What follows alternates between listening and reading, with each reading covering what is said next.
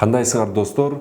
Бүгүн биз Грузия кантип реформа жасай алды китеби тууралуу айтып баштайбыз. Бул китеп өлкөмдү өзгөртөм дегендер үчүн арналат. Китеп өзү негизи 6 бөлүмдөн турат жана китепте эң негизги 3 сабак берилген. Анын биринчиси бюрократияны жоюу, экинчиси менчиктештирүү, ал эми үчүнчүсү либералдаштыруу. Бүгүн мен силерге ошо бюрократияны жоюу боюнча айтып берем. Грузия реформаларды ишке ашууда эмнеден баштаган? Албетте алар эң биринчи кезекте бюрократияны жоюудан башталган. Бюрократия деген эмне? Эгер сен аны чакырып, мындай үстөлгө отургузуп, колуна эч нерсе бербей туруп 3 айдан кийин келсең, ал менсиз бул ишке ашпай тургандыгы жана эгер менсиз ишке аша турган болсо, ал урай тургандыгы тууралуу айта баштайт деген аксиома бар. Ошондуктан алар ушул нерсени ишке ашууда, мамлекеттик аппаратты кыскартууда эң биринчи эмнеден баштаган?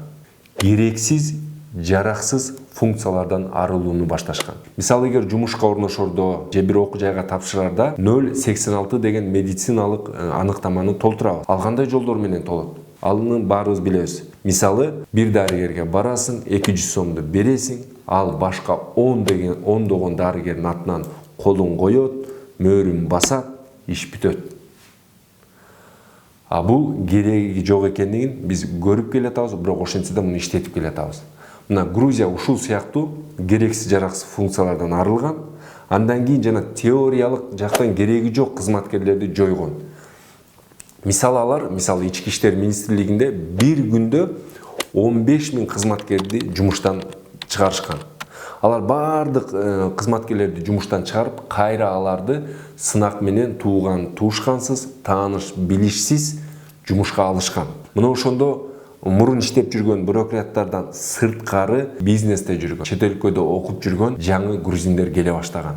Алар мамлекеттик кызматты бизнестин көз карашы менен, чет өлкөлүктүн көз карашы менен карап, жаңы өзгөртүүлөрдү киргизип, реформаны эртерээк башташкан. Мисалы, алардын эң сыймыктанганы, мисалы Ички иштер министрлиги. Мына биздин өлкөдө канча жылдан бери өзгөчө Ички иштер министрлигинин ичинен жанагы жол кайгул кызматы жаңылбасам 5-6 жол өзгөрдү. ГАИ, МАИ, жол кайгул кызматы, патрулдук милиция, айтор ЖКББ тилиң да келбейт, тишиң сынат. Муну айтайын десең, бирок натыйжа жок. Алар Ички иштер министрлигин бир жолу өзгөрттү, анан натыйжада дүйнөдөгү, Европадагы 5 эң ишенимдүү полициянын катарына кирди. Ал эми мына алар ушул реформалардан кийин, кыскартуулардан кийин эмнелерге жетишти?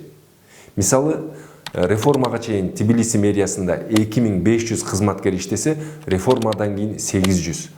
Жаратылыш жана ресурстар министрлигинде реформага чейин 5000 кызматкер иштесе, реформадан кийин 1700. Мындай мисалдар аябагандай көп. Мына ошол эле учурда алардын айлыгы эң аз айлык $70, эң көп айлык $1800 чейин жеткен.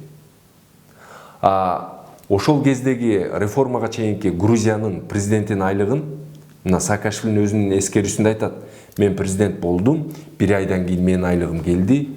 Ал канча десеңер, ал $40. Мына достор, Грузия реформаны мына ушундай иштерди аткаруу менен ишке ашыра башташкан.